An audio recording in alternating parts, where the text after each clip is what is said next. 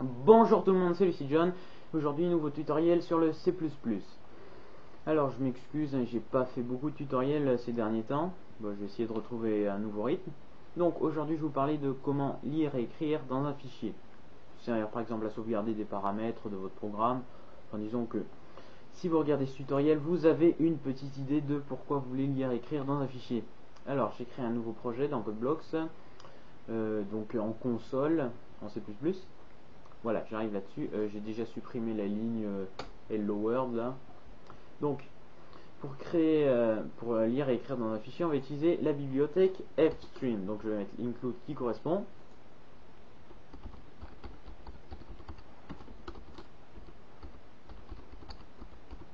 Voilà, comme ceci. Donc, F pour file, là on pourra traduire ça par flux de fichiers. Donc, on va donc déclarer un flux de type offstream, parce qu'on va commencer par écrire dans un fichier. Donc, offstream flux. Voilà, je l'appelle flux, mon flux. Comme ça, c'est pas compliqué. Alors, maintenant, on va ouvrir un fichier avec. Donc, on va utiliser la méthode, excusez-moi, la méthode open. Cette méthode prend en argument une chaîne de caractères qui peut être un chemin, le chemin de votre fichier en fait. Donc c'est un chemin absolu ou relatif, hein, comme vous voulez. Donc absolu, je rappelle, c'est par exemple C2 points anti-slash program files, etc. Relatif, c'est en partant de là où est situé votre exe. Donc là, je vais mettre un chemin relatif. Je vais tout simplement prendre fichier sortie .txt. Donc comme je vais l'ouvrir avec le bloc-notes, hein, je mets l'extension txt pour qu'il soit ouvert automatiquement avec le bloc-notes. Vous n'êtes pas obligé de mettre une extension .txt, hein, vous faites bien ce que vous voulez. Vous pouvez même ne pas mettre d'extension du tout, hein, ça posera aucun problème. Donc là, mon flux devrait être ouvert, mais il est possible qu'il n'arrive pas à s'ouvrir pour, par exemple, il est déjà ouvert par notre programme. Comment savoir si ça a marché? Et on va faire en fait le flux. Comment? Le flux peut être utilisé comme une variable, comme un booléen qui vous indique si oui ou non il est bien ouvert. Donc ici je vais mettre if flux. Donc là ce serait l'occasion dans ce cas là ça voudrait dire qu'il porte la valeur true, hein. Si je suis dans cette partie de j'ai un problème de clavier. Si je suis dans cette partie de l'if, voilà, je ne sais pas ce que je fais, je vais y arriver. Voilà. Donc ici on va, comme tout est bon, on va écrire dans le fichier. Je laisse tout à l'heure. Voilà, je vais juste mettre donc l'autre possibilité qui serait qu'il y ait eu un problème. Donc on va juste afficher un message d'erreur.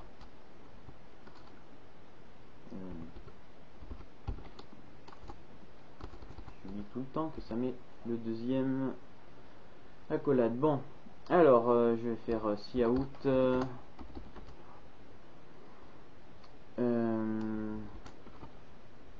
Qu'est-ce que je fais? Oui, cout. Donc message d'erreur. Erreur, fichier impossible à ouvrir, n'importe quoi, hein. Alors évidemment c'est pas obligatoire, hein, mais bon, si vous voulez débugger, c'est bien utile d'avoir ça. Voilà. Ensuite, on va enfin écrire. Alors là, vous allez voir que vous connaissez déjà la syntaxe. Tout simplement flux, double chevron, et le texte que vous allez lui envoyer. Si je vais mettre ceci, a été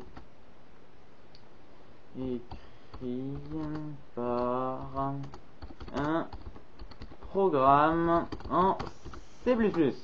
Ouais, c'est un peu long comme hello, hein. On fera avec.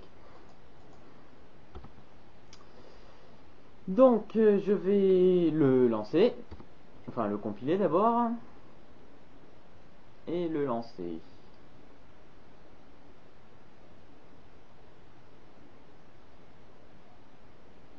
C'est bon. Bon, il affiche aucun message, donc il n'y a pas eu d'erreur. Alors, ah, excusez-moi. Voilà. Mon fichier de sortie est situé ici. C'est assez étrange, vu que l'exécutable est ici. Et que d'après mon lien relatif, bah, il devrait être à côté. Mon chemin relatif. Pourquoi? Eh ben, c'est à cause de CodeBlocks. Hein. Cliquez sur votre projet, faites Properties. Donc dans Build Target, vous voyez que donc CodeBlocks se base toujours sur la racine de votre projet, hein, c'est-à-dire le dossier qui porte le nom. Hein. Voilà, ici. Et donc par défaut, il crée il va enregistrer votre exe compilé là-dedans, dans bin, realize ou debug selon la configuration que vous avez choisie. Alors que, par contre, il va aller chercher les fichiers dans la racine. Donc en soi, ça peut être pratique, hein, puisqu'on n'a pas tout le temps à faire le voyage entre bin, realize, etc. Sauf que si vous exportez votre projet, enfin, si vous le sortez, si vous l'exécutez sans CodeBlocks, ce que je fais, voilà, vous voyez que le fichier se crée à côté. Donc si vous voulez que quand vous développez dans CodeBlocks, ça fait la même chose que quand vous l'exécuterez sans, ben, je vous conseille de faire ceci. Oui, non. Voilà, de mettre bin realize si vous travaillez en realize ou debug si vous travaillez en debug. Comme ceci. Voilà. Vous pouvez aussi changer le chemin de l'exé, hein, ça change pas grand chose. Je vais supprimer. Voilà. Je relance, c'est parti. Donc, maintenant voyons voir ce qu'il y a dans notre fichier texte. Voilà. Alors, comme vous pouvez le voir, la commande s'utilise comme cout. Vous pouvez, au même titre, ajouter des retours chariot. Voilà. Pour prouver que ça marche, je vais mettre une deuxième ligne après le retour chariot. Voilà. Ceci est la deuxième ligne. Je relance.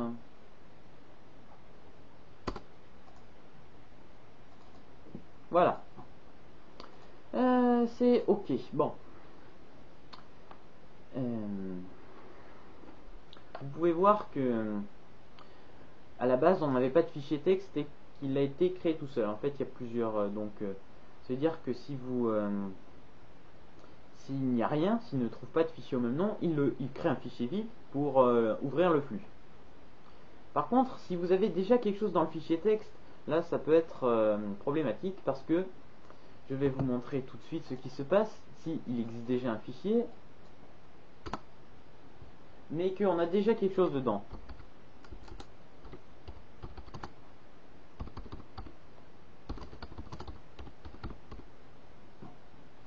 Je l'enregistre avant de fermer, voilà.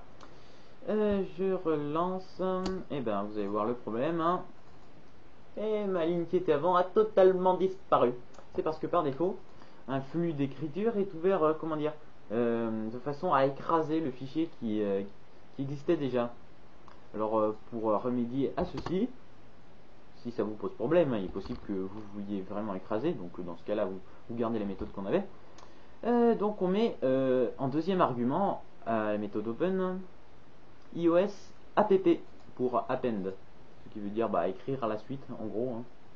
Hein. Si je bon, vous voyez que ceci est déjà là, hein, je ne vais pas réécrire ceci était là avant. Voilà, vous allez voir que ça va l'écrire deux fois.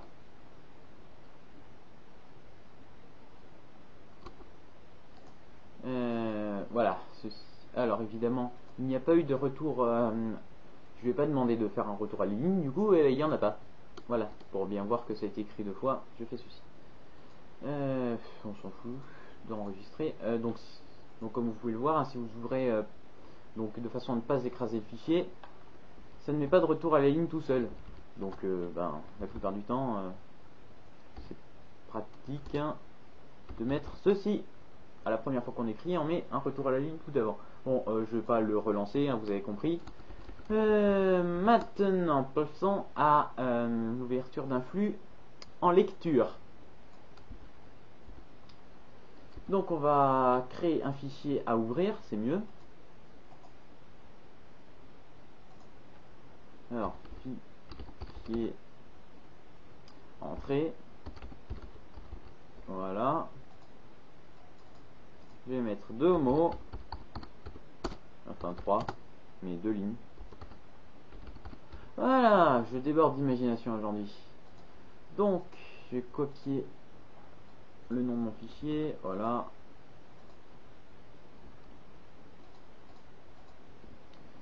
Donc, pour ouvrir un fichier en lecture seule, on va utiliser if stream. Oui, non, pas comme ça. Hein. Voilà.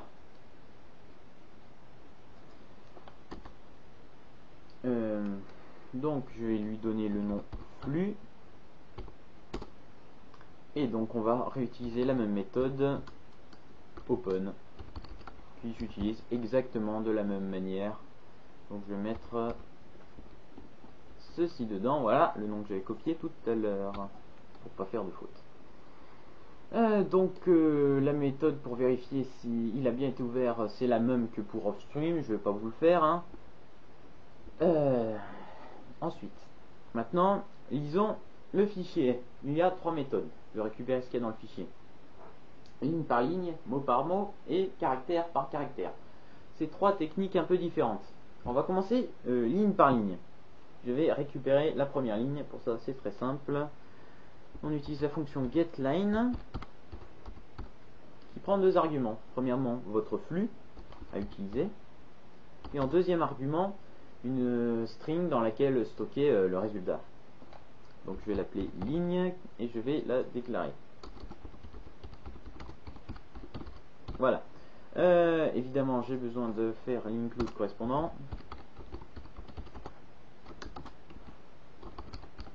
Comme ceci. Ok. Et puis après avoir récupéré, bon, on va afficher la ligne. Hein. Comme ceci. Voilà.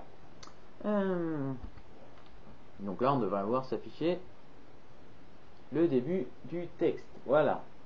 Donc on a la première ligne. Voilà. Maintenant, nous allons récupérer du texte mot par mot. Je vais compacter tout ça, histoire de prendre un peu moins de place. Voilà, maintenant mot par mot. Donc je vais déclarer une chaîne de caractères que j'appelle mot pour stocker mon mot. Donc, alors là, la méthode est assez différente. Enfin, la méthode, la technique, faut pas confondre avec les mots méthode en C++. On utilise un flux. Enfin, on utilise comment? Comme un cin. De la même manière que notre flux s'utilisait comme cout pour écrire. Donc, on utilise flux, on tape flux, des chevrons inversés et le nom d'une variable ligne, pas ligne, mot, pardon, que je ne confonde pas. Et j'affiche mot. Hein. Voilà.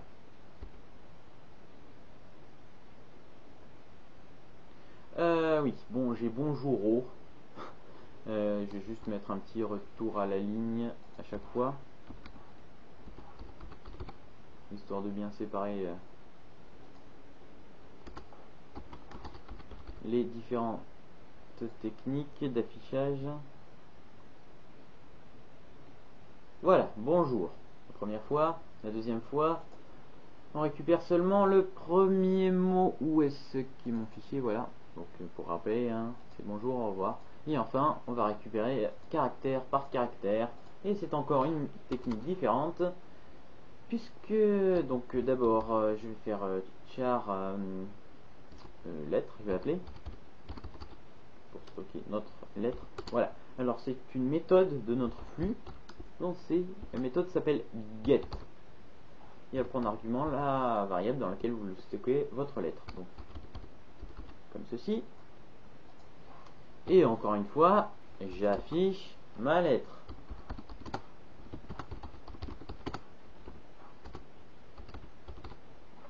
Voilà.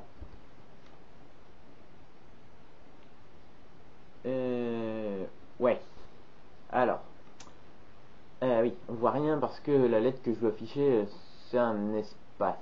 C'est pas très pratique. Je vais enlever tout le reste. Et on va afficher la première lettre du fichier. Voilà. Voilà, B de bonjour. Maintenant c'est bien gentil, mais imaginons que vous vouliez récupérer tout un fichier en entier. Oui, tout un fichier. Pour ne pas avoir une boucle infinie, il existe une méthode à votre flux, c'est, je sais pas comment ça se dit, EOF, qui permet de savoir si oui ou non, vous pouvez encore lire, enfin si, ça vous permet de savoir si oui ou non il y a eu une erreur en fait. Ça va renvoyer un booléen, donc true s'il y a eu une erreur, ça veut dire que il faut s'arrêter, ou false si vous pouvez continuer. Je vais vous montrer un exemple pour récupérer lettre par lettre un fichier et s'arrêter à la fin. Faire de cette manière, tant que flux.eof, voilà. Alors il faut continuer tant qu'il a la valeur false, hein, donc je vais mettre un inverseur comme ceci.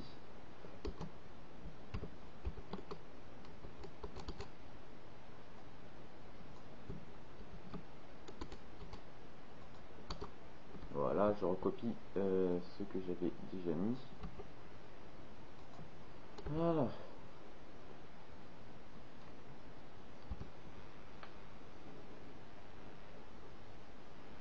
Voilà, je vois bonjour avec l'espace qui s'affiche. Au revoir. Pourquoi j'ai deux R? C'est une très bonne question.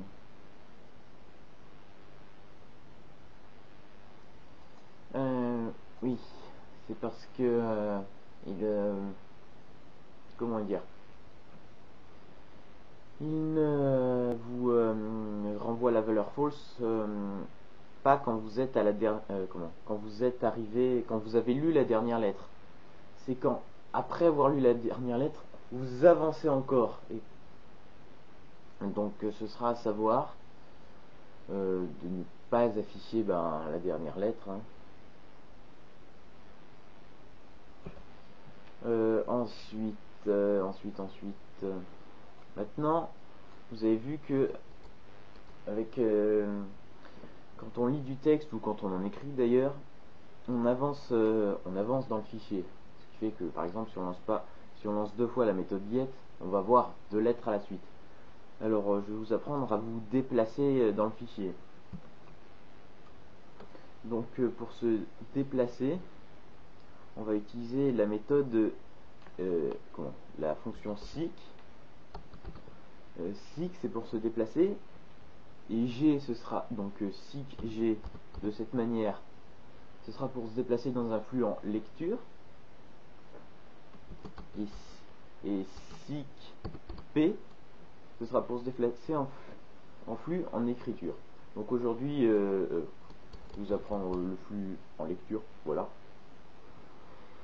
Donc comment ça marche? Ça prend deux arguments. Premièrement, deuxièmement, en deuxième argument, je commence par le deuxième pour mieux comprendre. C'est le point de départ en fait, votre point de repère. Il y en a trois. Il y a le début, la fin du fichier et enfin votre endroit actuel. Donc ça peut être comme ça, iOS beg pour begin, donc le début, end, ou enfin cure pour current, hein. Voilà. Et enfin, par rapport à ce point de repère, vous allez avancer d'un certain nombre. Donc ce sera tout simplement une variable int, hein. Vous mettez 0 si vous voulez rester à votre point de départ. Ce que je vais faire, c'est que je vais récupérer une lettre, donc je vais déclarer une char, hein. Lettre. Je vais récupérer cette lettre.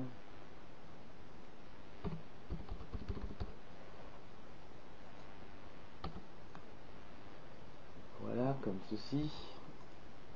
Je vais l'afficher.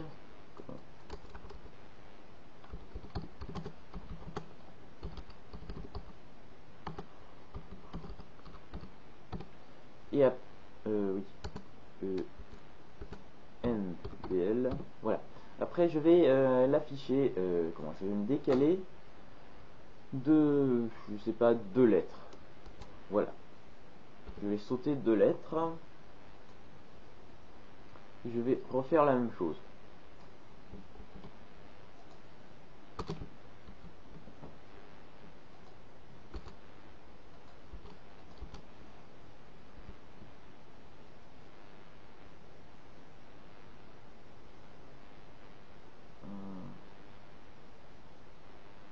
Ouais. Oui, excusez-moi. J'ai oublié de mettre flux point. Oui, ben, c'est une méthode du flux, hein, sinon on ne pourra pas savoir de quel flux je veux avancer. Excusez-moi. Voilà, B et ensuite O. Voilà qui est intéressant. Oui, j'ai pas forcément pris le meilleur exemple. Oui, en fait, si vous voyez, il s'agit de ce O là. Voilà. Je vais plutôt avancer de 3 lettres. En fait.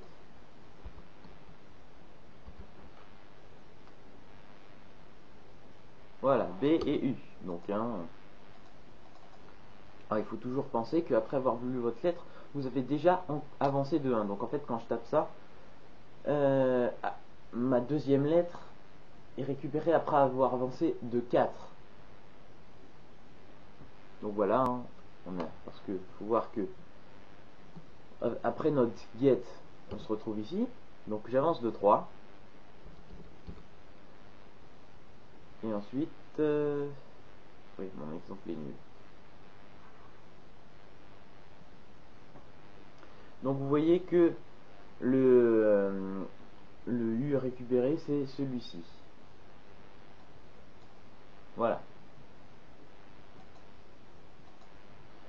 Maintenant, on peut aussi savoir où on en est, hein. Ce serait bien. Et bien, là encore, c'est 2 méthodes, et selon que l'on soit en lecture ou en écriture. Mais c'est plus si que c'est tel.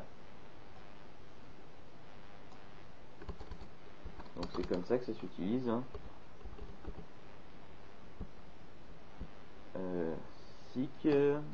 Pardon, c'est tel, et encore une fois G ou P, donc G pour lecture et P pour écriture, hein. Tel G, et ça vous renvoie sous forme d'un int. J'ai toujours oublié de mettre le flux. Voilà. Donc ça vous renvoie sous forme d'un int le nombre de lettres dont vous avez avancé depuis le début, hein.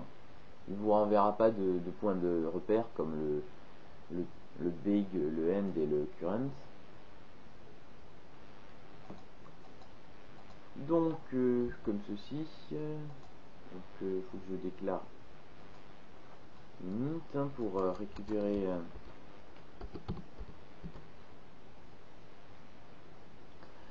je vais l'appeler curseur.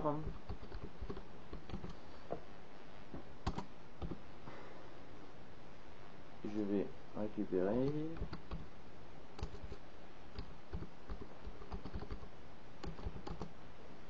de cette manière.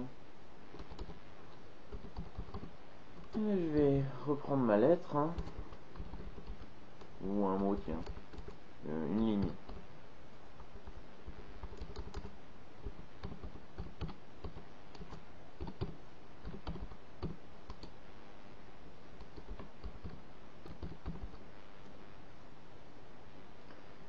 getLine. Donc flux ligne, voilà. Je vais dire oui,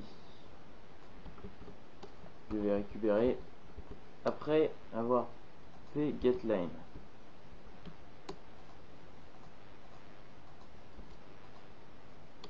Voilà, je vais afficher les deux, hein.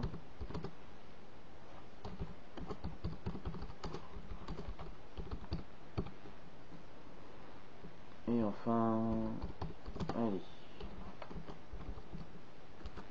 position.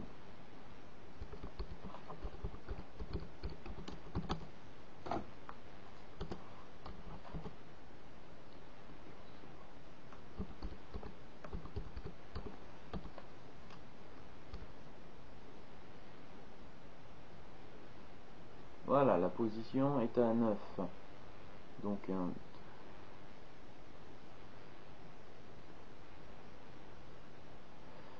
Donc encore une fois, hein, c'est un peu spécial, hein, puisqu'il faut bien penser que le caractère de retour, que un retour à la ligne, c'est un caractère. Mais le problème aussi vient du fait que le curseur en fait ne compte pas le nombre de caractères. Il compte le nombre d'octets. Alors là, dans notre système de codage, il n'y a pas vraiment de problème vu que un caractère égale un octet. Sauf que le retour à la ligne est codé sur 2 octets. Ce qui fait que après bonjour, donc qui est un mot de cette lettre, on saute le retour à la ligne qui fait 2 octets. Donc ça fait bien 9 octets. Ok, bon bah je pense avoir tout dit sur les flux de lecture et d'écriture de fichiers. Voilà, bon, bien je vous dis au revoir pour un nouveau tuto et n'oubliez pas d'aimer, de vous abonner, etc., etc. Ça fait plaisir. Au revoir.